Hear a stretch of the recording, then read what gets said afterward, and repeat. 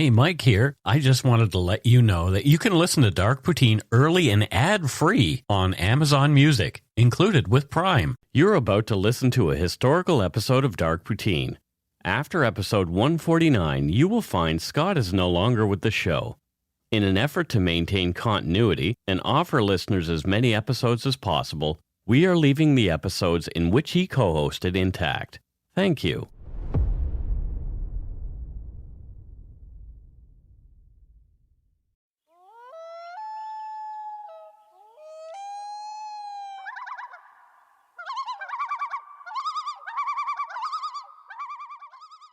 Welcome to Dark Poutine. I'm Mike Brown, creator and host. With me, as usual, is my good friend and co-host, Scott Hemingway. Say hello, Scott. Hey, stay safe, all my lovelies. Stay safe. The views, information, and opinions expressed during the Dark Poutine podcast are solely those of the producer and do not necessarily represent those of CuriousCast, its affiliate Global News, nor their parent company, Chorus Entertainment. Dark Poutine is not for the faint of heart or squeamish. Listener discretion is strongly advised. We're not experts on the topics we present, nor are we journalists. We're two ordinary Canadians chatting about crime and the dark side of history. Let's get to it. Put on your toque, grab yourself a double-double and a Nanaimo bar. It's time to scarf down some Dark Poutine. Jump, jump, jump.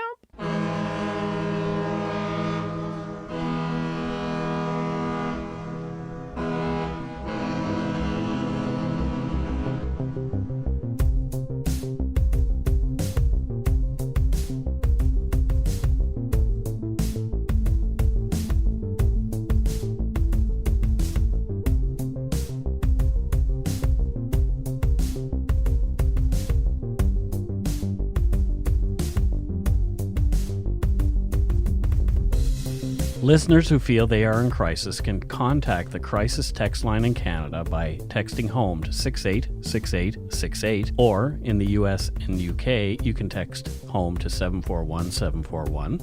You'll be matched with a volunteer counselor who is supervised by a licensed, trained mental health professional.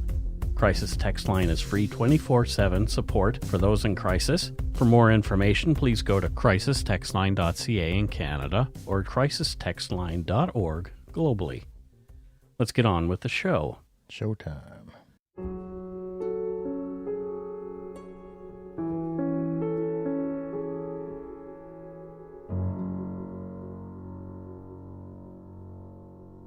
In the early morning of October 20th, 2003, the couple living at 33 Whitehorn Crescent in North York, a quiet Toronto neighborhood, discovered that their only daughter, 9-year-old Cecilia Zhang, was missing from her bedroom. Oh, Christ. This is how we're starting? This is how we're starting. Jesus. Police were called, and after a quick investigation, they discovered evidence leading them to conclude that Cecilia had been abducted. Hey. The questions on everyone's mind were not only about where she was, but also who took her and why. This is episode 127, Little Girl Gone, Cecilia Zhang.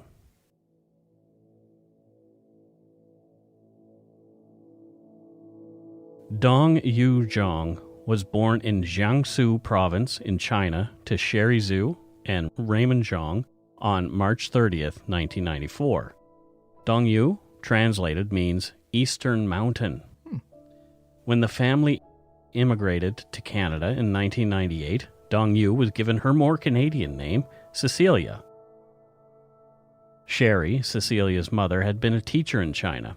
Her fluency in English and love of teaching helped her to build a successful career as an ESL teacher, helping young people in the country on student visas to learn one of our official languages. It's a really, really important job. Cecilia's dad, Raymond, worked for Sun Life as a computer programmer. Both Cecilia's parents were doing the best they could to make a life for their little family here in Canada.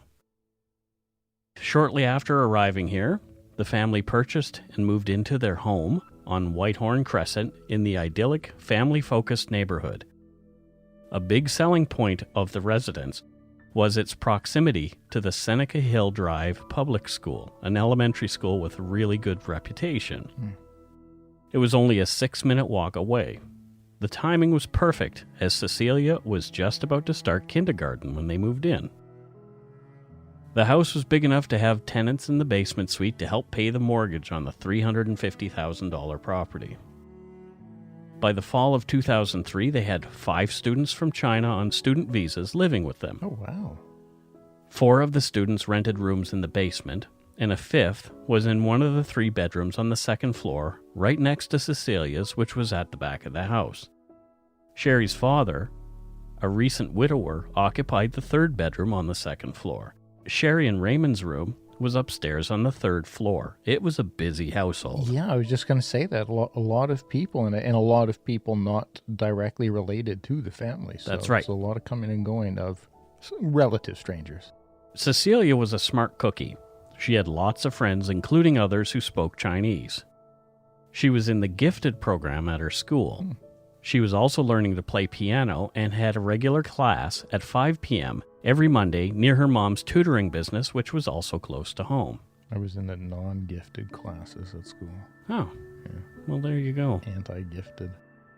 From an article in the Globe and Mail by Jan Wong on October 22, 2003, quote, "She was advanced for a 9-year-old, grade 5 of the Royal Conservatory of Music. Normally, Mrs. Zhang would drop her daughter off at the Unison Piano School, then she would go upstairs to her tutoring agency, Canada HollowNet Inc. and Scholars Way," end quote.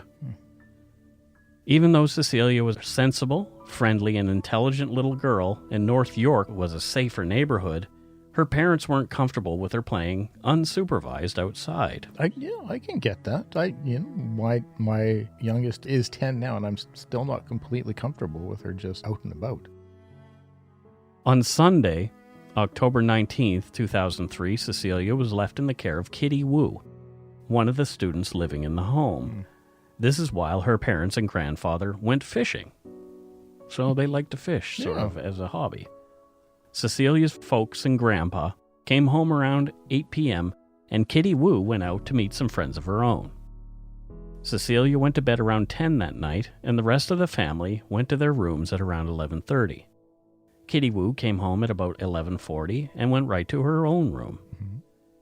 Sherry went into Cecilia's room to wake her the next morning and make sure that she was getting ready for school at 8 a.m. And this was Monday, October 20th, 2003. Cecilia wasn't there. Sherry checked the rest of the home. Cecilia wasn't in the house at all. No one else had seen her at all that morning. Oh, God, that is terrifying. Cecilia's jacket and shoes were right where she had left them the day before, undisturbed. An exterior door had been left ajar, and a window in the kitchen was also wide open and looked as though the screen had been pried as well. Oh, my God. Both had been closed and secured the previous night. Again, from Jan Wong's Globe and Mail article, quote, "Mrs. Zhang rushed to the school around 8:15, hoping against hope that her daughter had gone to school on her own without her coat. Her face was white," said someone who saw Mrs. Zhang arrive. Teachers immediately checked the schoolyard and washrooms. Looking lost, Mrs. Zhang returned home. She didn't call police, a common enough reaction among mainland Chinese who have learned to steer clear of authority. Oh, that's sad that's what is happening where they're from, that you've got that instilled fear.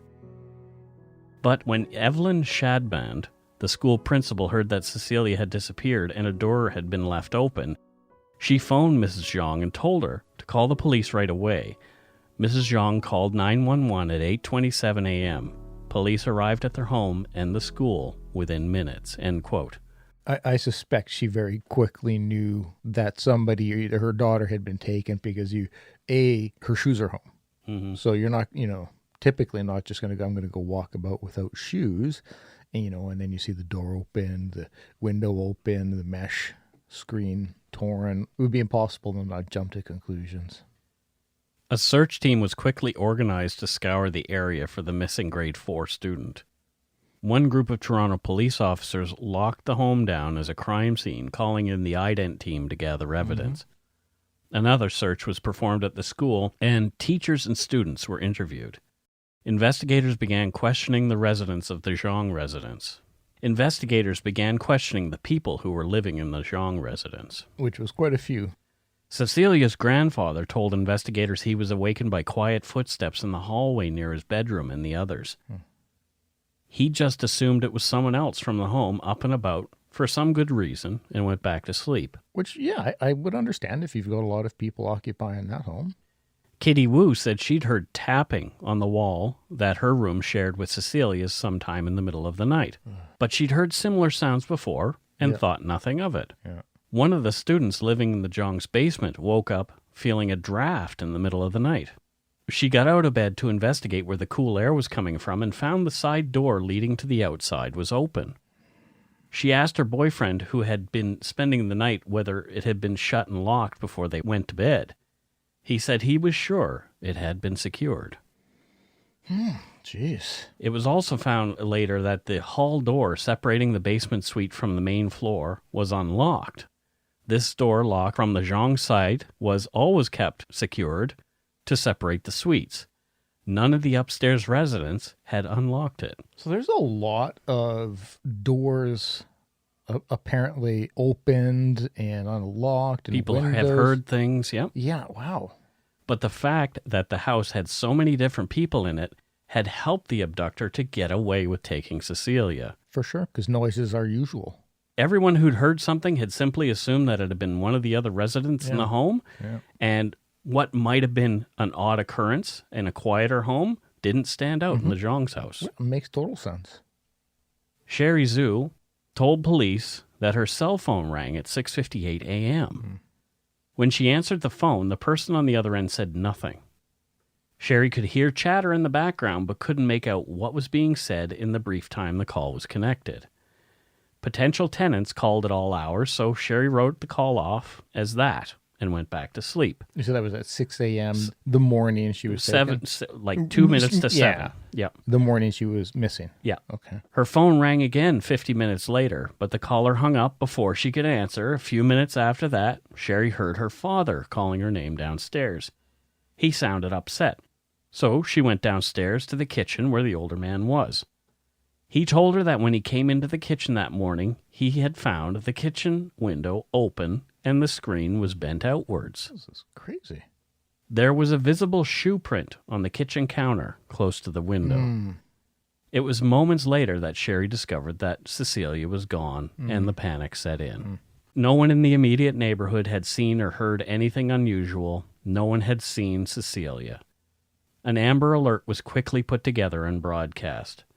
According to missingkids.ca, criteria for issuing an Amber Alert may vary from province to province, but basic requirements include the child is under the age of 18, a belief that the child has been abducted, a belief that the child is in grave danger, information is available that may help locate the child and or abductor, for example, a description of the build of the child, suspect, or the vehicle driven by the abductor, and that the alert be issued within a reasonable amount of time from the moment of abduction. So they did it in the within hours of, or probably not even an hour of them arriving on scene. Yeah.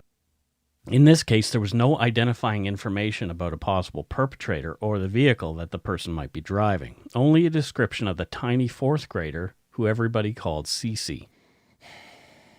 She was described as Asian, had black hair and brown eyes. She was 4 foot 11 inches tall and weighed only 70 pounds. She had, quote, good teeth and spoke, quote, good English.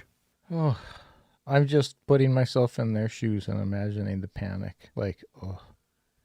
As the kitchen window, approximately 8 feet off the ground at the rear of the residence, seemed to be the most obvious point of entry, police went to work there, first trying to obtain fingerprints or other evidence that might eventually ID a suspect. Seems logical for sure. Yeah, so there was a bit of a ledge beside the window on the adjacent outside? part of the house that somebody could have stood up on, shimmied up on a drain pipe, and then jimmied open the window. Yeah. So some key contact points. Exactly. Yeah. The investigators hit pay dirt on the window. From court documents, quote, on closer examination, the Forensic Identification Service officers discovered fingerprints on the edge of the window screen where it had been pulled out of the frame. They also found a fingerprint on the outer surface of the left window, which suggested that a person entering through the window attempted to slide the left window open. A wraparound palm print found on the right window and oriented from the outside in, wrapped around the right side of the frame and ended with fingerprints on the inside of the right frame, suggesting that this window was opened to allow entry. Yeah, and to have fingerprints and a palm print, that's fantastic. It's significant, Yeah. yeah. These fingerprints are consistent with a person trying to gain entry through the kitchen window from outside by first pulling back the screen, then attempting to slide open the left window and being unsuccessful, then sliding open the right window, pushing it fully open, and pulling himself in, leaving the wraparound palm and fingerprints on the edge and inside of the window. Police also located a kitchen knife at the fence line near the rear corner of the house, several feet south of the side entrance away from the street. The officers found a fingerprint on the tip of the blade of this knife, which matched a fingerprint found on the corner beading on the stairway leading from the main floor of the house to the hallway where Cecilia's bedroom was located. So far, lots of evidence being left behind. Sadly, though, the fingerprints didn't match any on file in the massive police databases. Police had collected 400 fingerprints that they couldn't account for at the scene. Holy shit. But that doesn't necessarily mean they all belong to a bad guy. Oh, There are 400 fingerprints that they have to sort through and figure out who each of these people are. When you have that many people living in a house, each one of them has friends, each one of them has family. You're going to have a lot of people coming and going and touching a lot of A things. workman, a cable guy comes in and fixes something, a month before, leaves a fingerprint somewhere. It's crazy how many people they have to eliminate. Absolutely, and that's why it's important to put a lot of focus on those key contact points that typically aren't. Most friends aren't going to come over entering through the window. The day after Cecilia vanished, the headline on the front page of the National Post said, "Hundreds search for Cecilia." Beneath the headline was a family photo of the smiling girl, accompanied by a number to call with any information regarding her abduction and or her whereabouts. Numerous stories in the paper that day were related to Cecilia's disappearance. The parents of children at Cecilia's school said they were, quote, freaking out that this could happen in their neighborhood to such a sweet little girl. If that happened at one of my kids' schools, I would be freaking out because, so this has got to be somebody in the area, like, oh my, what if they're going to get I can understand the panic that would be everywhere. Other articles told of the search efforts taking place, including door-to-door searches of homes in the area, neighborhoods combed by canine units, digital Amber Alert signs on Toronto highways, photos of ident officers dusting the outside of the Zhang home, and an eerie photo of masked police officers clad in white hazmat suits, armed with rakes, combing through the trash at the Victoria Park garbage transfer station looking for clues. Can see why that would be eerie. But 24 hours had passed, and there was still no sign of Cecilia Zhang. The headline on the second page of the paper was ominous. First hours are critical in search. The National Post published some stark statistics. Quote, "The only certainty investigators and child abduction experts say is that the longer Cecilia remains missing, the less likely she is to be found alive." A recent study in the United States showed that 44% of abducted children were dead within an hour. Oh, my God. In 3 hours, 74% had been killed. Oh, my God. After 24 hours, there was a 91% chance that the abductor had slain the child, end quote. That is terrifying, man, because it's almost like if you don't catch it in the act or get it fixed, you don't get it solved within an hour, the odds are not in your favor. And that's a terrifying thought. And we will take a break right here. If you're looking for a smoking gun, I can absolutely guarantee you will not find it. In October 2001, a series of letters filled with a deadly powder called anthrax were dropped into the U.S. mail system. What started as an unprecedented case turned into an unsettling mystery. Who sent these deadly letters? And why? From Campside Media and Sony Music Entertainment, I'm Josh Dean, and this is Cover Up Season 4, The Anthrax Threat. Available now.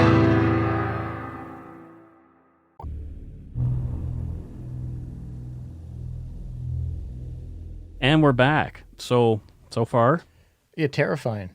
It really is. Yeah. Yeah.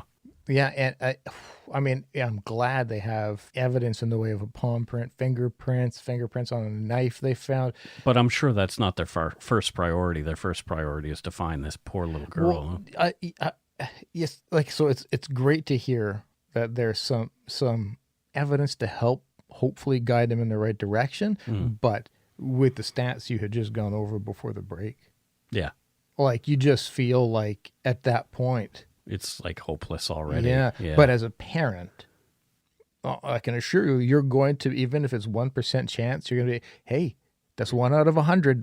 My kid could be that one. You're going to fight tooth and nail and not want to believe. Of course, you're going to want to hang on Yeah. to any Absolutely. hope until you know for sure. But there's got to be that sinking, rotting feeling, and you just knowing the stats and knowing like this is.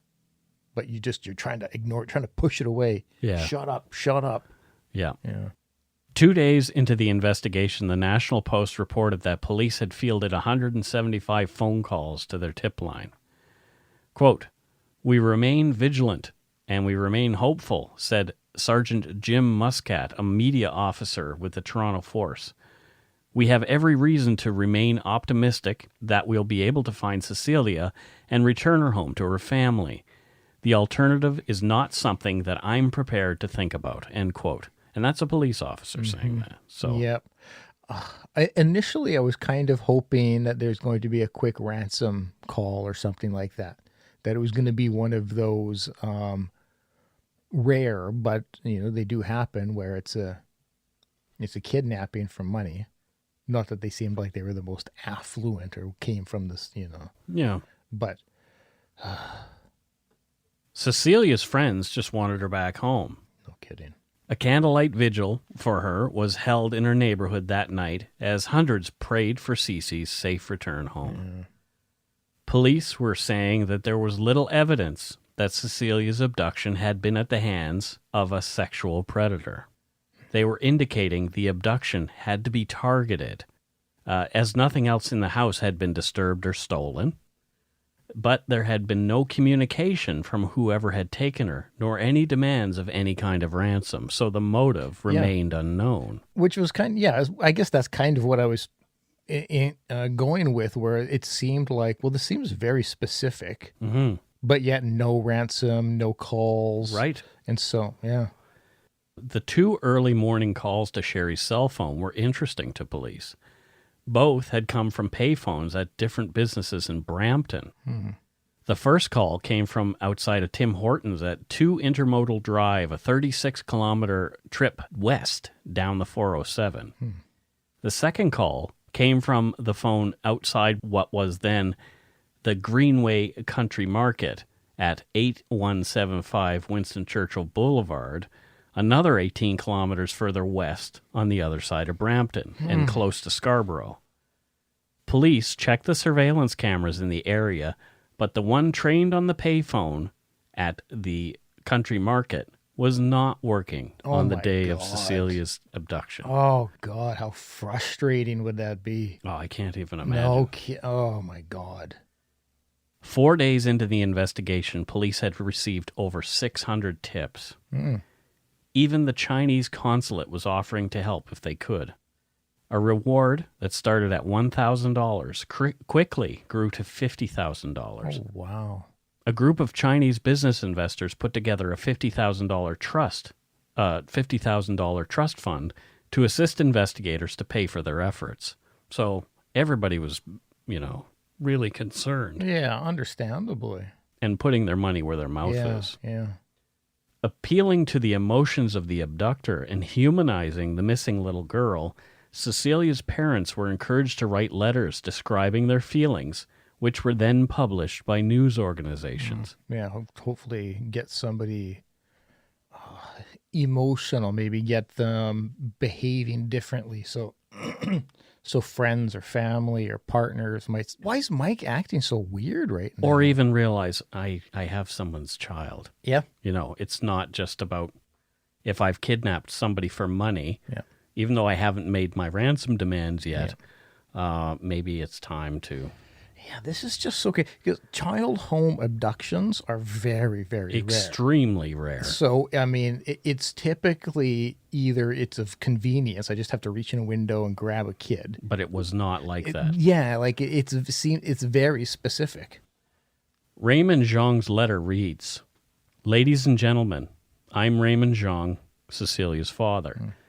It has been 5 days since my only child Cecilia went missing from my home. During these 5 days, my wife Sherry and I went through the most difficult time in our life. We are physically and emotionally exhausted. We are extremely depressed and anxious. However, we've never given up our hope that Cecilia is still alive and being well and is going to come home soon. Since Cecilia went missing, the forces have been working very hard on getting my daughter back. Neighbors, friends, parents of Cecilia's schoolmates, and teachers, volunteers, medias, communities showed their greatest support. I'd like to take this opportunity to thank you all. My wife Sherry is definitely Cecilia's biological mother. Since Cecilia is missing, she suffered a great deal. When Sherry was asked by the police officer if she was in fact the biological mother of Cecilia, suggested by a newspaper report, she was devastated, broken down, and crying. Sherry has been talking to Cecilia by heart every moment of every day. To whoever has Cecilia, as a father, I beg you, please look at Cecilia's face, look at her eyes, what an innocent and lovely child she is. Please, please, please do not harm her and let her go. Thank you." Yeah, initially I was like, that's an odd comment to make about the biological mom. Yeah, but then I guess if that was media rumor, Yeah. then I could see like, okay, I'm going to address that. But if like out of context, it just seems like, oh, that just was Right. So that had come up earlier on the news, and was also, people were speculating that the parents were involved. Yeah. And that maybe there was somebody else who is truly her mother. Yeah, who came to get her. And snagged her. Because as my brain keeps going through certain possibility, it sounds like the person who took Cecilia knew the layout of the house. Mm-hmm. By the 100 people living in there, it sounds like it's a large home. It wasn't 100. Well, it was like 9. Yeah, well, but so it's got to be a fairly large home. You know, you got to know who's in what room and stuff like that, and so. Sherry Zhu's letter was shorter, but no less moving. It reads, "Dear Cecilia, I don't know where you are, what you are doing at this moment, but I do know you are listening to me. Although Mommy and Daddy have suffered so much without being with you, I know that you've gone through even more. Cecilia, I'm sorry about what happened to you. I'm so worried about you. One thing that I can be sure is that Mommy and Daddy never hurt anybody, and we always treat everybody so well. I believe whoever got you would treat you nice, and they would let you be back to me very soon. Cecilia, though we are physically apart, Mummy's heart has never separated from you. Not in a minute, not in a second. Wherever I go, whatever I do, you're here with me. You are here in my heart. Cecilia, you asked me if I believe in God. Now I let you know. Yes, I do believe in God, and God will bless you. Cecilia, I love you. I miss you so much. I'm looking forward to being with you soon." Whew, so I got to be transparent and say that both of their statements, there's some parts in there that I feel like, well, this is really weird, but I have to keep into perspective. This is not their native language. No, they are definitely not native English speakers. Exactly. And so that's going to play a huge role into the verbiage and how it's written and stuff. And so it's, oh God. Yeah, so what I'm reading when her mother mentions we've never hurt anybody, yes, what I think a native English speaker might have said is, we can't figure out what we had done to deserve this kind of thing. That's exactly what I feel. The wording is off, but this is not their native language. And yeah, I think you're spot on that's their way of saying, we can't understand. We've never done anything to anybody. Right. We can't understand why somebody would do this. But you're not the only one who was confused about the language there, because other people, obviously, are reading this in the newspaper, and then they're forming their own opinions about what they're seeing.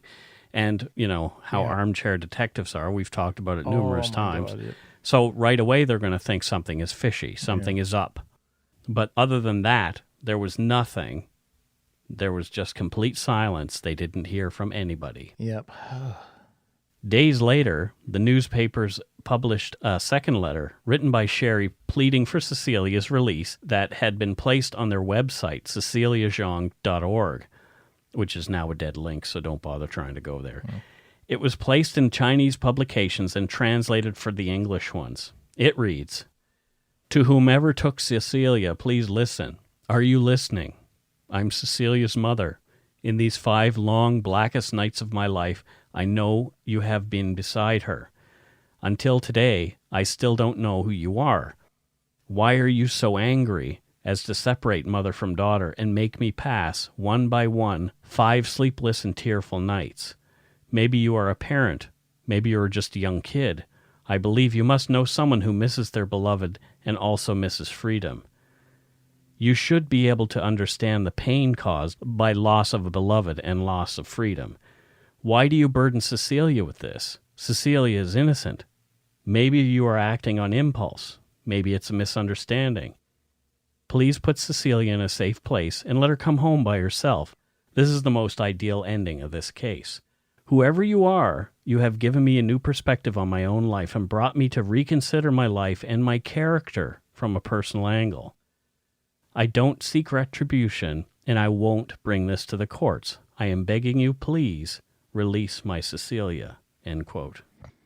Oh, my heart. So again, there's some weird language in there. Yeah. I'm at this point, I'm just comfortable in believing that this is just language barrier And translation, like things lost in translation. Yeah, I think I can read through the core of the message at this point. But this message seemed a little more pointed. It seemed very almost like she knows who she's talking to. Like to me, it The seemed, type of person that she's talking to. Yeah. Yeah. Because she had said, like, up until today, we didn't know who you are. But I think, again, that's like, as of now, we don't know who you are, you know? And what stuck out to me is, why are you so angry? Yeah, like very specific. Yeah. Yeah. It's But again, I interesting. think that can possibly just come down to, like, what could be so bad with your life that you need to do this? More silence. Nothing. No one hears or sees or learns any more of Cecilia's whereabouts. America's Most Wanted did a piece on Cecilia's disappearance.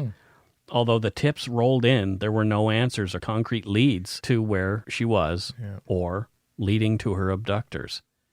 The reward had now grown to $85,000 thanks to donations and the Zhang's own cash. As is typical, people armed with speculation gossiped that Raymond and Sherry had something to do with Cecilia's disappearance. As the search entered the 4th week, the police publicly ruled out Cecilia's parents in her kidnapping. Yeah, I understand the desire and want to help and bring forward your theories. But could you imagine losing your child? Your child is missing. The pain, the anguish, the terror you're feeling, and then to be publicly blamed for it? Yeah. And it happens. We know it happened. We know it happens. We've where seen a parent, Susan Smith do that. We've seen absolutely. Penny Boudreau. So it's understandable why people will go in that direction, but you need to moderate in how you vocalize these theories. Because if you're wrong and you're just throwing shit onto the internet, you have just doubled the worst pain imaginable. Yeah. The police claimed they were willing to pay as much as $140,000 for Cecilia's safe return. But nothing. Again, no contact. So definitely starting to feel like, they're not after money. As Christmas approached, Raymond and Sherry begged for their daughter's safe return, even suggesting the abductor or abductors release her at Toronto's busy Santa Claus parade. The search was even more global by now. Chinese authorities were looking for Cecilia there.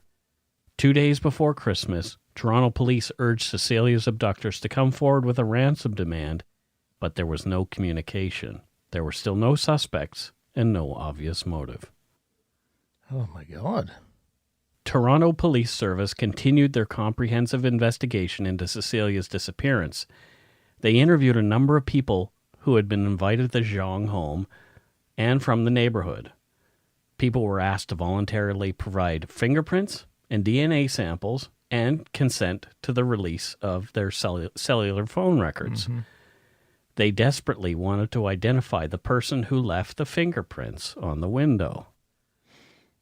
This is just mind-boggling because in my head, as you're talking, I'm going through scenarios and possibilities. Yeah. And every time I think of one, there's like, oh, well, then why? Like I'm thinking, it's got to be like a friend of somebody who lives in the house. But I'm like, but then why those phone calls from the phone booth? Right. Like that would make. Like, but maybe those phone calls were a potential ransom calls, and the person chickened out. Possible. Because they happened only, Yeah. It makes sense. Yeah. Yeah. From a CBC article on January 22nd, 2004, police ruled out money as the motivating force in Cecilia's case. The reward fund, which had stood at $165,000, dropped to $65,000 as many reward donations pegged to expire on the Chinese New Year were canceled. Raymond Zhang nonetheless offered $200,000 for his daughter's safe return, saying he had mortgaged his house to pay the reward. Yeah. You would do anything. Oh, totally. You would do anything. I can't imagine, if you had the means to do that, of course you're going to do that. Absolutely. Cecilia's photo was everywhere in Toronto and the rest of Ontario, including 4,000 taxis. So if you get into a taxi, you would see her photo there. That's with smart, the information. Yeah.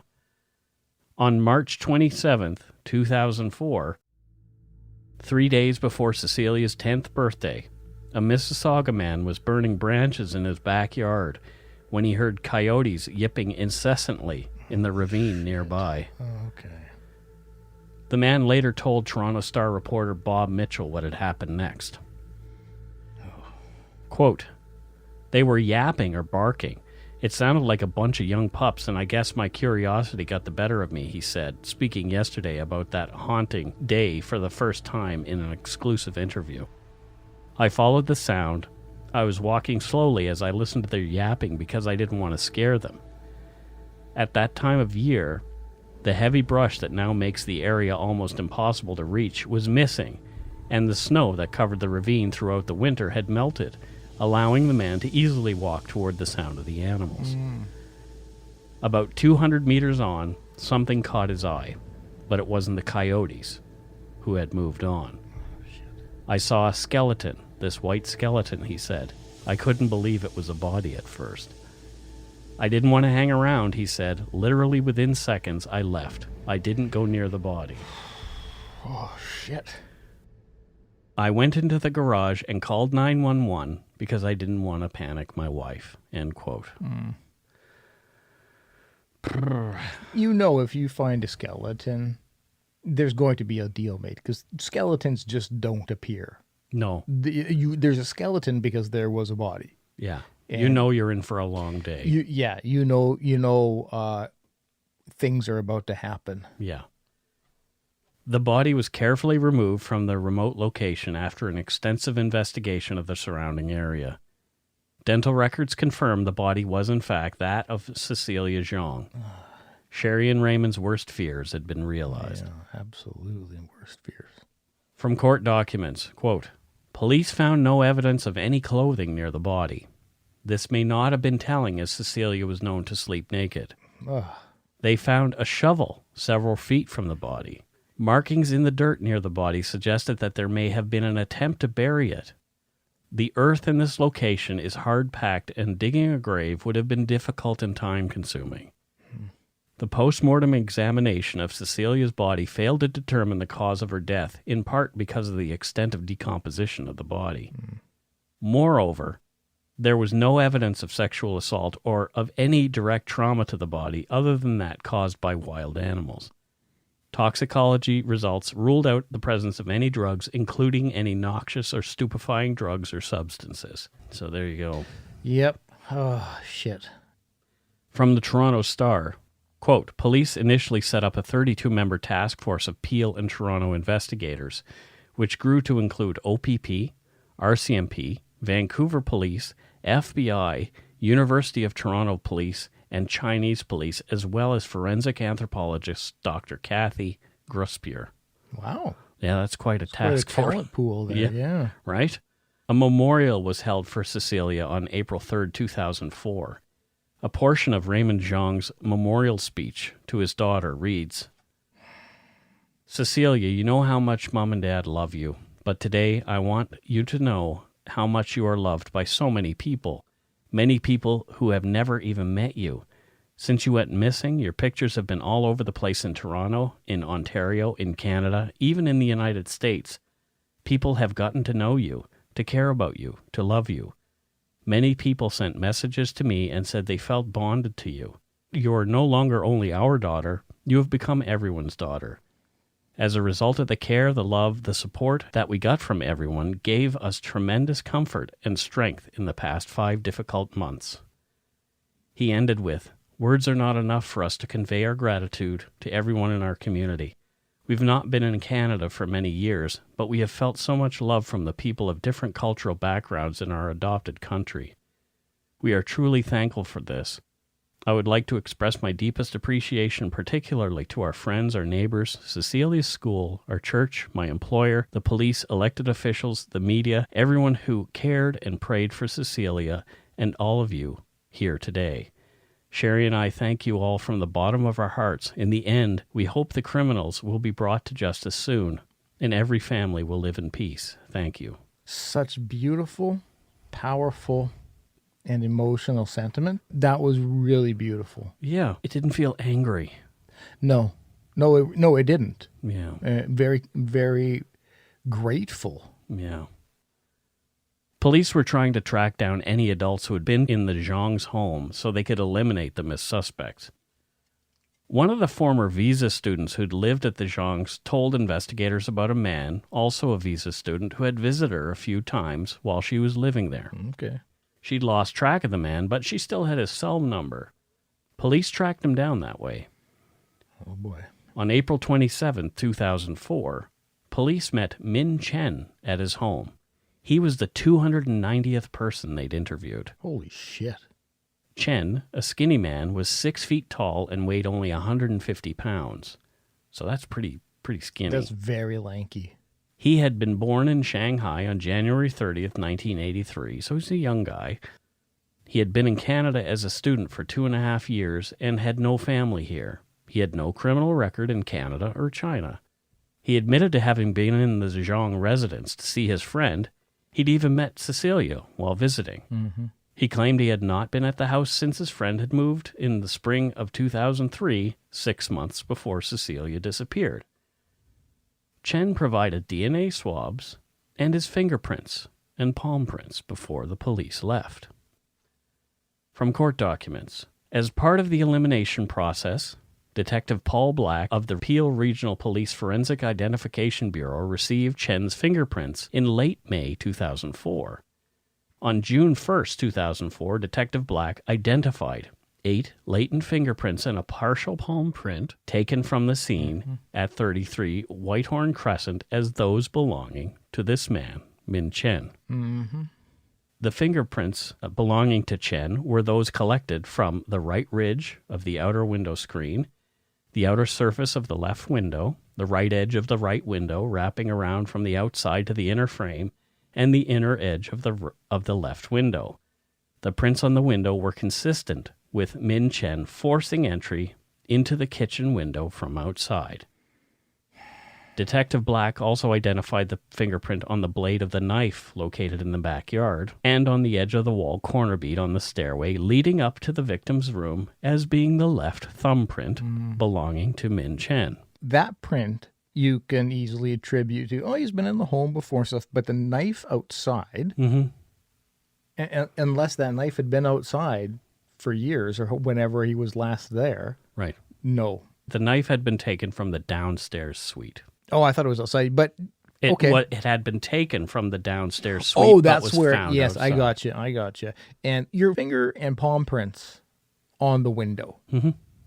I mean, you can try to say, oh, when I was there, I tried to help open the window once and, that. But come on. Further investigation uncovered the fact that Chen was also familiar with the area that Cecilia's body had been found in. He had been hiking there with friends on a couple of occasions. In July, after a few of his closest friends were pulled in to take polygraphs, Chen freaked out and called to ask police if they wanted him to take a polygraph too. From court documents, on July 12, 2004, Detective Doug Grosier of the Peel Regional Police Service met with Min Chen in a park near Chen's residence. During the course of their conversation, Chen was cautioned and recorded, and Detective Grosier told him that he was the prime suspect in Cecilia's murder, and that they would be arranging for a forensic examination of his car. So what does it mean when they say he was cautioned? Is that like that's reading the rights? Read his rights, yep. The police hoped that this information would produce an incriminating reaction by him. Following the conversation with Detective Grosier, police continued physical surveillance of Chen. 2 days later, on the morning of July 14th, 2004, he attended 14 separate car care premises in the space of about 2 hours in an effort to replace the trunk liner of his car. Wow, yeah.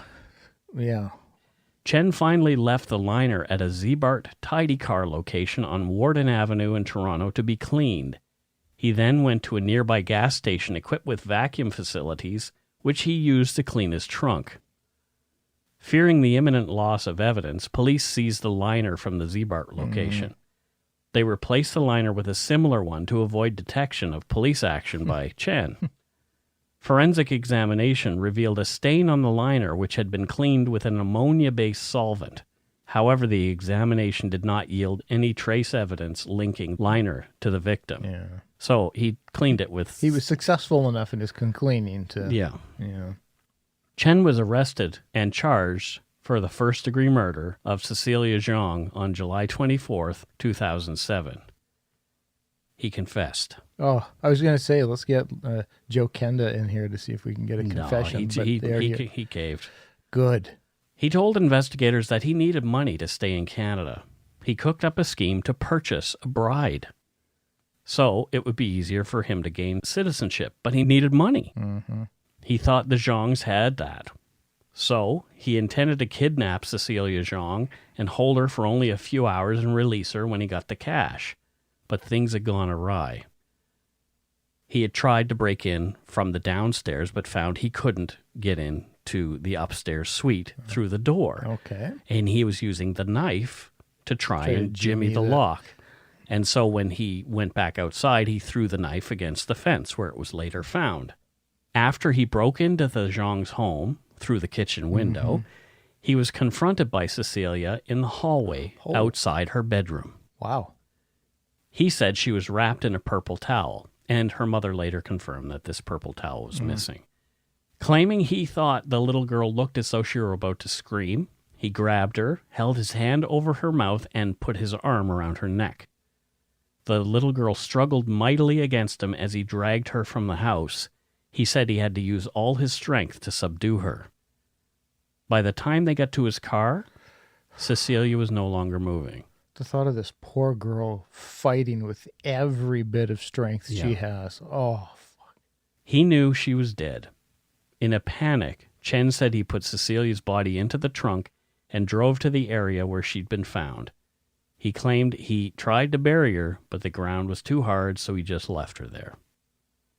He denied making the early morning phone calls to Sherry's cell phone.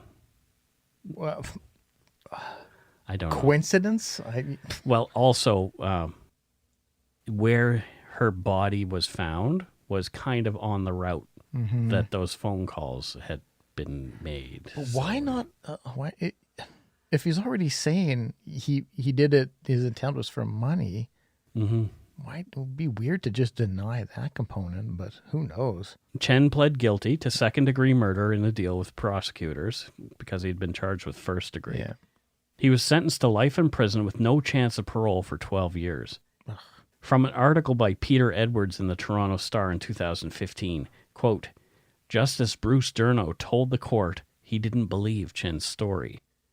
This was not an accidental killing in the course of a bungled kidnapping, Durno said. Further on, the article goes on to say, if he is paroled, he could be rearrested and shipped back to China for a fresh trial and possible death sentence, although Canadian officials could negotiate to get the death penalty option removed, end quote, because he had killed a Chinese national. Citizen. Yeah, that's right, because Cecilia was still a Chinese citizen at the time. Wow. I tend to agree with the judge in the fact that this he doesn't believe him, because if the child is dead, Yeah.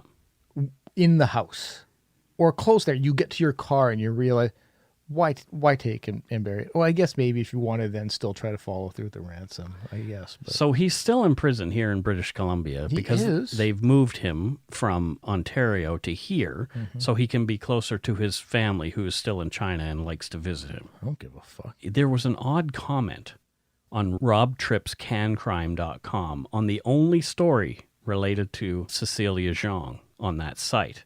Okay. And here's what it says. A young man's future is ruined because of a woman's greed. Shame. Chen never intended to kill Zhang. There's so much behind this story. Chen had once been slapped by Zhang's mother, who was running several rooming houses and renting them out to international students, and was treated inhumanly. He kidnapped Zhang out of rage and for revenge. He's not the monster the media portrayed him to be, end quote. Well, that makes him sound like more of a monster. He went and he intentionally killed her for revenge. Like, he's not the monster. Right. No, So that's more monstrous. It's interesting how the person didn't leave their name or anything like that. Obviously, a friend of his or somebody who maybe agrees with what he has done and didn't like the Zhang family. Maybe him with some internet access. It's just a weird... without a doubt, that's not... You don't just leave that comment unless you're part of his inner circle. But that's why I felt compelled to put it in there as part of the show, because it really does kind of... Well, what the heck is that all about? Yeah. It does make you kind of go like, is he running a...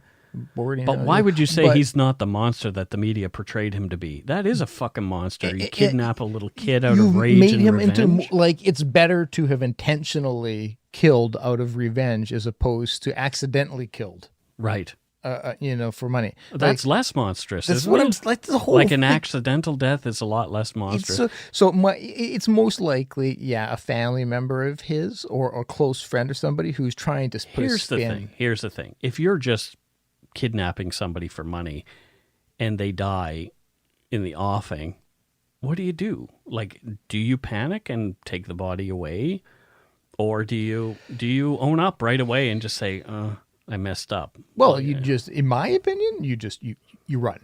Yeah. Well, that's what most people would probably do, you think? But then as I was thinking it out loud earlier, talking it out loud earlier, I could see if you get to your car and you realize, okay, shit, she's not breathing or moving, you might want to drop and run, or flee. But then then your next thought might be, but they don't know she's that. I could probably still try to get the ransom and get some money. Yeah, I don't know. So the whole case is very weird. It is. Yeah, there's a lot of things. There's a lot of head scratchers in there. But I tend to believe it has, one way or another, his actions led to her death. Yeah. Whether it was intentional or whether it was accidental in the process of a crime, he killed her. He's a sack of shit, and she should never get out of jail. Because there's none of that is like, oops, I made a mistake. No. You intentionally took a child. You intentionally wanted to damage a child's psyche for the rest of its life. And whether you intentionally killed her or not, I don't give a shit. You killed her. Rot in jail. Well, that's it for this week's case. Whoo, Nelly. Yeah, it was an interesting one for sure. That was, yeah. I guess it's time for voicemails. Okay, all right. Let's. Did we get more than one? We did. you can leave us a voicemail at 1-877-327-5786 or 1-877-DARK-PTN. That's 1-877. Dark Putin. If your call really stands out, you might hear it on the show. Yeah, so let's see. Looks like there was a few. A few people have left us voicemails this week. Please be Ryan. Better than one, Please be which Ryan was Gosling. yeah. So, what's that? Please be Ryan Gosling. I don't think Rosa. Here's one from somebody named Amanda, who lives in Florida. Amanda Gosling. Hi, Mike and Scott. My name's Amanda. I'm based out of Sunrise, Florida. Florida, the crazy, crazy place. It's exactly as crazy as the news makes it seem. But a few of us are trying to keep our shit together. I just wanted to say thank you guys for your podcast. You guys are incredible. I love the way that you guys are sensitive to the victims. And I'd like to thank the ladies at My Favorite Murder for turning me on to you guys. I've been a fan ever since, and keep doing what you do. I can't wait to hear more. Bye. Go shit in your hats. I love that kind of realness. Yeah. People often will try, and I'm sure I'm guilty of it a little bit. You try to, from Florida, it's not as bad as, you're going to want to try to make something, I just love that realness when somebody's like, yeah, no, it's exactly what you think it is. Yeah. I just love them when people are like that. Yeah, totally. Yeah. I dig that too. Yeah, that blunt candidness. Yeah. Yeah, no, it really is what you think it is. Here's one from Sylvie Monette. Hi, Mike and Scott. My name is Sylvie Monette, and I am one of your Patreon buddy. Actually, I've never sponsored a podcast before yours, and I have never left a voicemail to a podcast either. So you guys are responsible for these first, as your show is totally incredible. I've been living in Calgary for 20 years, but I am originally from Montreal.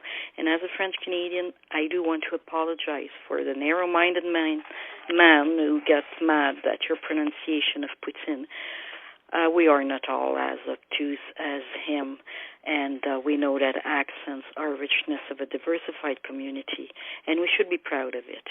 Anyway, it doesn't matter how you pronounce it as long as you eat it.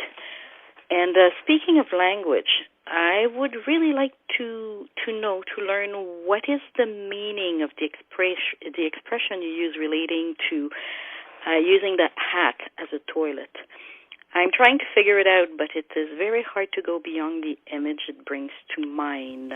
I don't dare to ask people I know, so I'm counting on you to explain it to me, as this expression was never taught in any of my English as second language classes. So please keep up your wonderful friendship, your beautiful work, et merci beaucoup pour Dark Poutine. Thank you so much, Sylvie, for your kind words. We needed to hear from somebody of your ilk who supporting our pronunciations. I love it. It's true. Like what a beautiful statement. It's a sign of a diverse ethnic group. 100%. Absolutely. Do you care to explain to her the go shit in your hat?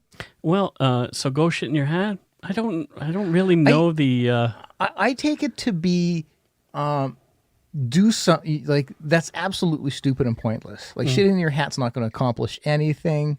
So kind of like, go piss off, do something pointless. Go do something stupid, like, because there's no actual benefit to shitting in one's hat. Sure, it's not on the floor. No. So that's a pro. It's easier to dispose of. Apparently, go shit in your hat is a World War II era insult. Oh, because they had to shit in their hats in trenches? Yeah, and you would say this to somebody who expects something unreasonable from you, which is how I use it. Yeah. So if somebody says, I want you to change your show to, correctly pronounce Putin, and in every instance, I tell them to go shit in your hat because it's unreasonable. Yeah. So there you go. Okay. Yeah. Well, answers found. Yeah. Wow. World War II. I'm just solving problems. It's like, hey, young fella, you want me to do what? Well, why don't you go shit in your hat? Exactly. I'm the newsman. Canada goes to war. Tells Hitler to go shit in his hat. Oh, dear. Well, there you go. We have our answer for that. That's Jesus, yeah. Thanks, Sylvie. You rock. Came for the poutine, stay for the education. Exactly. You mean to tell me nobody had the decency to say hello this week? I guess I fell behind on it too. Hey, Tom from Central Oklahoma, go take a shit in your hat. Keep doing a great job, guys. Very concise. Yeah. Yeah. Well Well stated. Thank Yeah. you. Thank you for placing the call. Exactly. From and Oklahoma. telling us to go Deuce in our bonnets. Hat. Yeah, well, I do. Sometimes it has to happen. Like I said, if you're in a bind and you're like, I got to shit. I don't want to shit on the floor. You could always go in a Starbucks cup. Oh, God. I'm glad that wasn't what you had to do that day. I'm glad it was number one and not number two. Yeah. Oh, Let's listen to one from Alberta. Okay. Hi guys, this is Megan. I'm calling from Calgary, Alberta. I just listened to your most recent episode, which was great, and I know you only got one voicemail. I'm sure this is going to be one of many this time, but you guys suggested to tell an interesting story.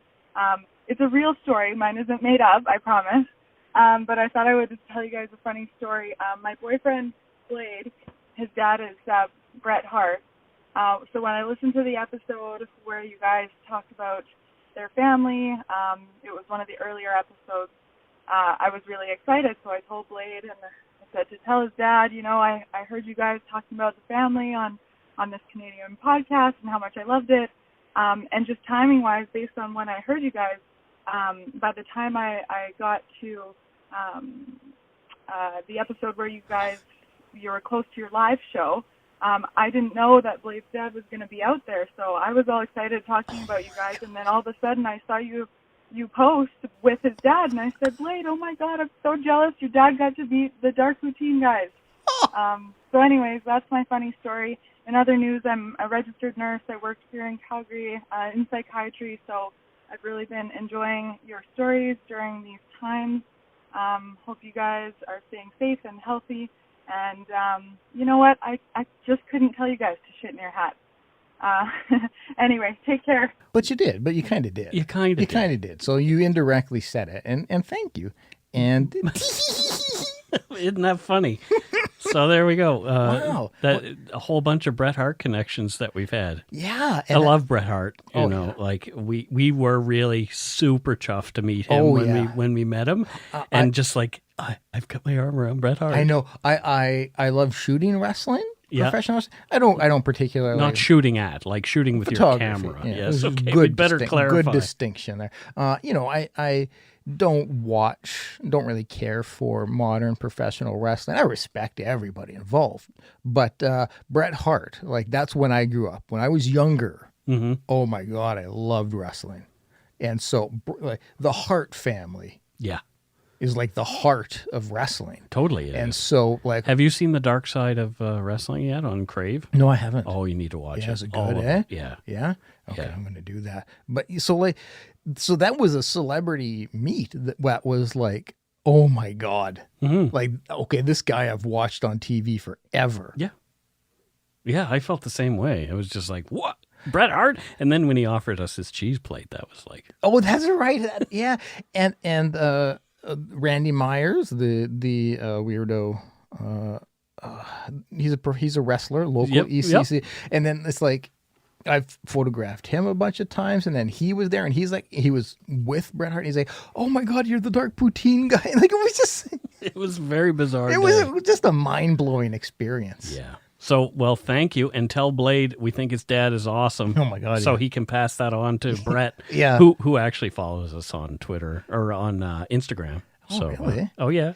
Remember he Instagram. He retweeted and stuff. Yeah. Did you know? And I was just talking to somebody at work about this. Did you know that Joe Rogan follows me on Instagram? Why?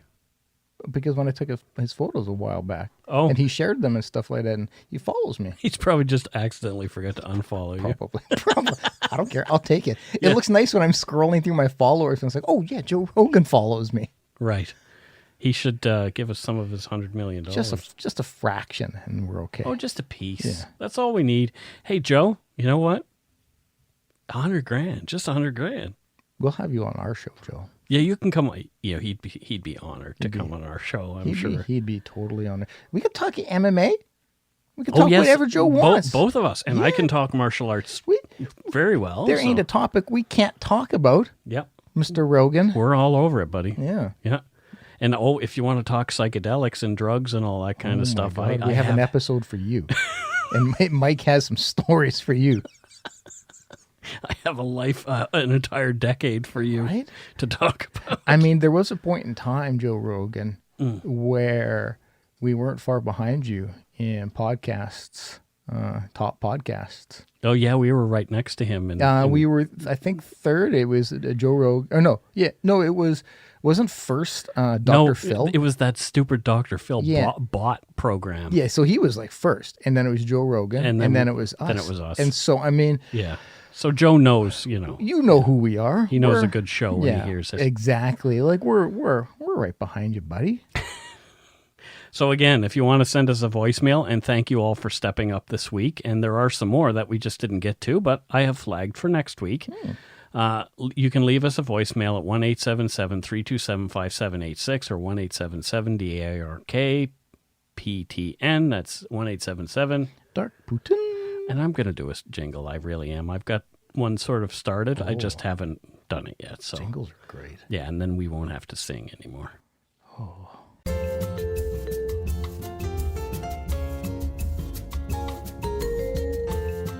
So it's time for Patreon shout-outs. Scott, do you have your equipment, your brain all ready to go? Yeah, I got to just jump start my brain because it does not function in a already on state.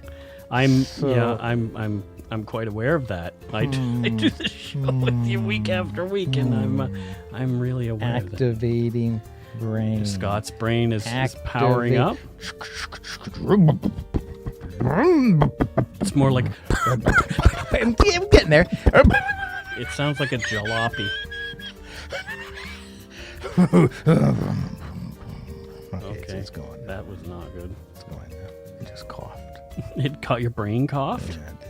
Oh, my brain has just given up the ghost, I think. No, sometimes it needs to happen. I really am. I had this week, this script in particular, I was just like, wow. The whole time I was writing it, was wow. Sorry to get back to the show, but I was just like, whoa. Yeah. This is a crazy one. It was. I remember it because, I follow news like that. So I remember it. And because, when I was a kid and what happened to me, all that kind of stuff. So, yeah. Well, let's look here. It is the 29th, so it'll be the 22nd. Oh, boy. All right. So, let's see. What do we have here? That's a great question. I don't know. What do we have here? First up, we have Eric Gaweiler, and he is from Kitchener, Ontario. Yeah, good old Kitchener. Kitchener. And what do you think he does in Kitchener? He builds kitchens. Oh, well. For her. For her. Yeah. That makes sense. Yeah. So he builds ladies' kitchens. Yeah. In Kitchener. Kitchens for her. Okay, there you go. He came up with the name because of where he lived. Oh. Yeah, it's his company. Yeah. Next, we have Kellyanne de Compton. Oh. And I don't know where she's from. Yeah, I know where you would think she's from. Where? Compton. No. Yeah. De Compton, or Decompton, or I might be pronouncing it entirely wrong. Well, it's good because she's not from Compton. Where's she from? She's from Yakima, Washington. Oh, Washington, just across the border. Yeah. Now, don't get it confused. A lot of people pronounce it. Does she work at Boeing? She doesn't, though. A lot of people pronounce it Yakima. Yeah. That's not how you pronounce it. It's Yakima, not Yakima. Okay. It's good. I hope you don't say that too many more times. The residents of Yakima hate it when people call it Yakima. Oh, well, don't call it Yakima. So, Kellyanne, what does she do in Yakima? She builds fences. You son of a bitch! Mike, we're gonna lose all of our Yakima listeners. Yeah, true. So, she builds. I didn't mean to pronounce it Yakima. Oh, Mike, it's not Yakima's Yakima. Oh no! See now I'm even. Oh my god. Anyways, she builds fences. She's a fence builder. Oh, Yeah. okay. Do you Is she helping to build the fence along the Canadian border now? Is that what's going on, or She finds that joke funny, oh, okay. but she's not. She's Okay. serious about her Fair trade. enough. Uh, I don't want to do you go any need- further down that road. By the way, Do you need a chain link fence? Do you need a wooden fence? a fence. How fence about is a concrete My fence? dad always said fences make good neighbors. That's actually her slogan. Oh, there you go. Yeah. So she's my dad. She might be. She might be because I don't judge. Next up, we have Brett Eid. They hit me hard. No, just Brett Eid. And where's Brett from, do you think? Oh, Belize. Oh, he's from Belize. Yeah. Does he go there to see the whale sharks? Yeah. Oh, wow. And Yeah. what does he do in Belize? He is a shark scientist. Specifically, He's a sharkologist? Sharkologist, yeah. And his specialty though is he's searching for the megalodon. He believes passionately that the megalodon is a real. Is it the five-headed one? No, that's, Okay. that's crazy talk. Right. No, this is just a prehistoric shark Gotcha. that that is extinct. So people say. Some people believe it's real. So his pursuit is to find a megalodon, which is, that's pretty daunting. There you go. There's a whole ocean out there. Well, thank you, Brett, for your work in trying to discover a live megalodon. Yeah. Next, we have Paul Schemenauer, and he is from Chippewa Falls, Wisconsin. I really like the name Chippewa Falls. How could you not? Look at that. Listen to that cadence. Chippewa. Chippewa Falls. Chippewa. I always, every time I hear Chippewa Falls, You smile? I love that name. I don't know why. What is it? It's like the words cellar door. It's just a pleasant. I don't find that with Salvador, but I get you. I'm picking up what you're putting There down. you go. Yeah. And so what does Paul Schemenauer do in Chippewa Falls? Chippewa Falls, a bridge builder. Oh, he's a bridge builder. A Is he bridge building like actual bridges, or is he building bridges between people? He builds personal bridges. Oh, nice. Yeah, he How sweet. kind of like a mediator, but he's just not there to come up with, here's the solution. Like he's there to no, I'm going to fix this shit. Uh-huh. You're going to leave here gloriously in love. Yeah. And so, yeah, he builds personal bridges. Nice. And not always just between people. Maybe you want to build a bridge with your job, become a better performer. He's down. Wow. Yeah. That place we used to work at would probably buy that book. Oh my fucking god! And then make us all buy it, and then fly us out to different places to have to hear be brainwashed with said book. And That's the way corporations are. Though. they are synergy. Woo. Especially Dark Poutine Media Inc. It's terrible. Fucking corporate greedy bastards. Yes, terrible. Next we have Jessica Simard, and she is from Sparwood, British Columbia. Whoa, what the hell? And I saw the last name Simard, and I thought, I wonder if she's related to Renee Simard, the singer, the French-Canadian singer from the 1970s. He was a teenage French-Canadian singer who had his own variety show in the 70s. Look him up. Shit, I will. Renee Simard. Wow. So I wonder if Jessica Simard is related to Renee. What do you think she does in Sparwood? Oh, she's a crooner. Oh, so she is a singer. So that only maybe strengthens your theory, Mike. Yeah. Yeah, she's a crooner. Right. But she's only 18. You wouldn't expect an 18-year-old to be a crooner. But in Springwood... She's 18? Yeah. How do you know this? Because I know her, these you know, people. okay, Jesus, right. Mike. Where is Springwood? Is right? If she lives in Sparwood. Exactly what I said. Sparwood.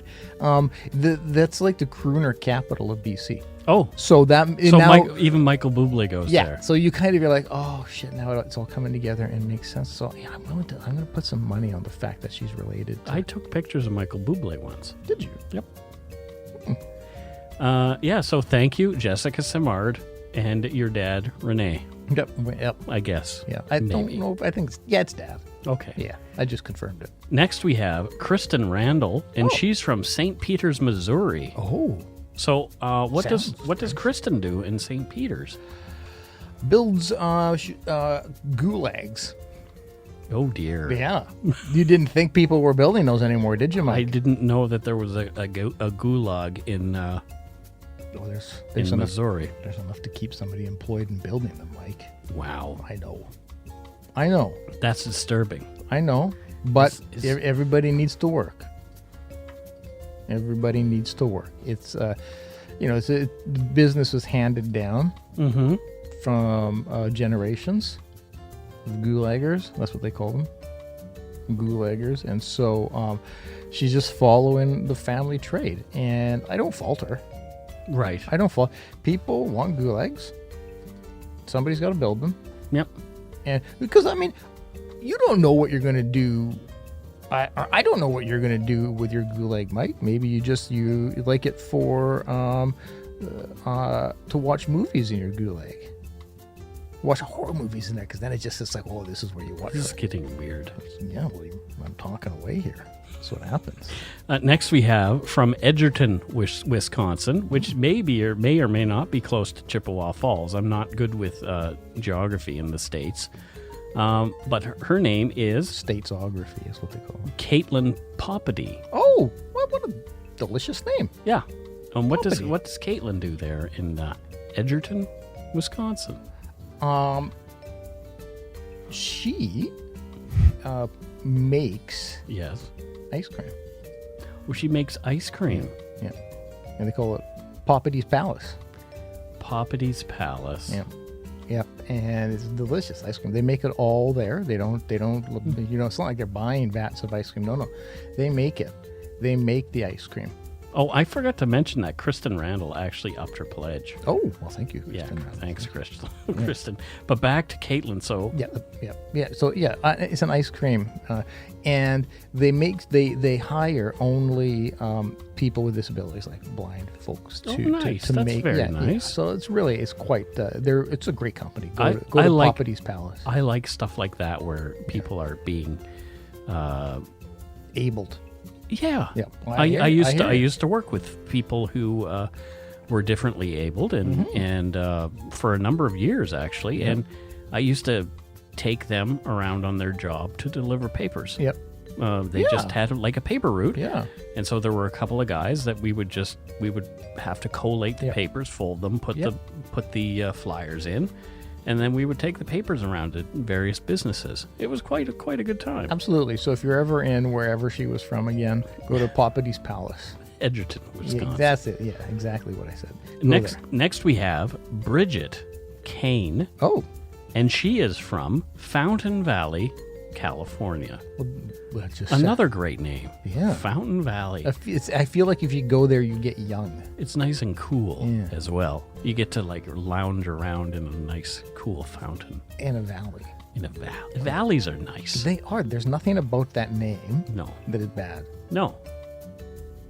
Exactly. Exactly. Yeah. So what does Bridget Kane do in Fountain Valley, California? Well, what she does is she's a pool shark. What? Yeah, you heard me. Like an actual shark in pools? Oh, silly Mike. No. Oh, she shoots pool. Yeah. She and the reason she watched that Tom Cruise movie, Color of Money. Color of Money, when she was a wee toddler, and just thought like, this is the profession I want. Yeah, my friend Mike used to shoot pool. Yeah? He was really good at it. Yeah, he could have sharked you. Yeah, he could if he wanted to. And so that's what she does. She's a pool shark. And cool. Thanks, Bridget. So, word of advice: don't ever play pool with her. Yeah, I won't. Because she's gonna lose the first game. But you know what? She's nothing. I got this. As long as we're not playing for money, I don't mind being beat. Yeah. I love to watch somebody who's really good at playing pool. Oh, it's a beautiful, beautiful skill. Next we've mentioned B last week. Oh. But B. Reed has upped her pledge. Whoa, from last week? Yeah, from last week. Whoa. So thank you, B. Hey. And she's in Englewood, Colorado. Yeah. And what did we say she did? I don't remember. If I recall correctly, she what is the word? Farms? I don't know if it's farms. You don't say grow. You don't say you grow an animal. But butterflies. She harvests. What would you say? Somebody who breeds butterflies. It's a butterfly farmer. She's a butterfly farmer. Yeah, she's a butterfly farmer, and is damn good at it. Good for her. Yeah, damn good at it. I've seen some of her butterflies. You may have seen some on people you've known throughout your years, because sometimes we'll get them tattooed on the lower part of their back. Oh, those kind of butterflies. Yeah. Well, I mean, they'll use her butterflies as the model for those butterflies. So, she gets royalties. Okay. Yeah. Well, there you have it. We have some more Patreons here. Holy crap. Yeah, I know. It just keeps going on. We have a new PM. What? And her name is Harley McManus from Victoria, BC. She's a lumber yarder. We know Harley. Yeah, and Victoria. Yeah. Just a hop, skip, and a jump away. Exactly. So thank you so much, Harley. What does she do over there in Victoria, do you think? Oh, she works for the government. Oh. Yeah, it's more, it's where you do that here. She works for the government. Yeah. Yeah. She's Prime Minister. Excellent. Yeah. Oh, good. Yeah. Thank you, Madam Prime Minister. Yeah. Thank you for all of your dedication and hard work. Next, we have Elizabeth Sutherland. Oh. Yeah. And I don't know where she's from. Havana, Cuba. She's from Havana. Yep. Okay. Yeah. And what does Elizabeth Sutherland do in Havana, Cuba? Well, what do people do in Cuba, Mike? Unknown. Oh. Well, they typically will be Cuban. They spend their time being Cuban. The assumption is you make cigars in Cuba. That's the assumption. Is everybody makes cigars in Cuba. Did you know that they have good cigars in Amsterdam too? I didn't and know that. my great great grandfather was a cigar roller in Amsterdam. Yeah. Oh. Mm-hmm. Wow. Yeah. No, I didn't know that. Yeah. But no, she doesn't. She's not a cigar maker. Well, what does she do? She works in IT. Oh. Yeah, I know. Cuba. Yes, she's not busy. There you go. Yep. Yeah, way to make fun of the third world there, Scott. It's her job. I'm just stating a job. Wow. Shooting the messenger, Mike. There you go. Wow. So here we have, oh my goodness, somebody who has upped their pledge to PM level. Holy crap. Sally Norris from Weymouth, Great Britain. Whoa. Well, thank you, Sally. And we've seen Sally last week. She sent us some donut money and asked for that poutine emoji, and now she's upped her pledge. Holy Jesus. Right? So thank you, Sally. I don't know what she does, though. You don't? No. Oh. Well, you wanted me to tell you? Sure. Yeah. She is a street sweeper. She actually tells us. She sent us another donut money pledge. Yeah. And this week. And she says street sweeper. Right? Money received, and it says occupation, insect acrobatics trainer. Oh my God! Oh, I guess she's moved on from streets. So that sounds like quite the promotion she's given herself. Right? Holy crap! Yeah. I wonder if she trained like the rats and stuff in Coraline. That's a great idea. That's a great question. It is. We'll have to get her answer. I agree, because there was some flea acrobatics and rat acrobatics. There's like a lot of critter acrobatics. Critterbatics. Thanks for supporting the show so much, Sally. We really, really appreciate it. And you are awesome. You're an awesome possum. Totally. Next we have Russ Warren. As far as donut money, Russ sent us a pretty decent donut money pledge. So I'm not sure where Russ is from. Rio de Janeiro. Oh, he's from Rio. Yeah. I hope he's staying safe during the pandemic. It's a tough time. Yeah. It's a tough time in Brazil. So what does he do there? He may, oddly or thankfully, I mean, and thank you for what you do, makes oh God, what are the spit it out? No, for the COVIDs, you need the so you can breathe. The swabs. Oh no, he makes the intubation. No, not intubators. Instruments. Oh, you know what I'm talking about, though, people. The respirator. Yes, something like that. Oh, wow. Yeah. Well, I don't follow. We don't talk that often. Okay. So I lose track. But yeah, so makes the air machines for COVID. And last this week, as far as donut money goes, we have Hallie Halkier. And I don't know where she's from, but she says, "Hi, Mike and Scott. Thanks for hours of great storytelling, impressive Werner Herzog impersonation. Have some donut money and go shit." Thank you. Have some donut money. Have some donuts and go shit in your hat. I'm from Halkia. Yes. Halkia. Contributions, Maria. It's terrible. Yes. Well, thank you so much, Helly. Very, very much appreciated. Super thanks. Yeah, and thanks to everybody else who supported us this week and in the past. Yep. We really appreciate your support of the show. If you want to help out, you can do so at patreon.com/darkpoutine, or for one-time support, you can send us donut money via PayPal at our email address, darkpoutinepodcast@gmail.com.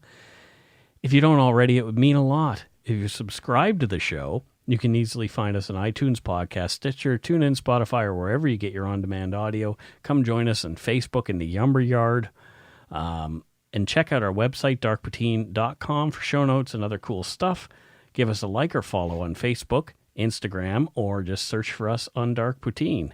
Yep. While you're out, maybe while you're out there hacking a butt, give us a listen. Yeah. Most importantly, thanks for listening and tell your friends about us. Word of mouth is a powerful thing. Until next week, don't forget to be a good egg and not a bad apple. Bye-bye, everybody. Goodbye.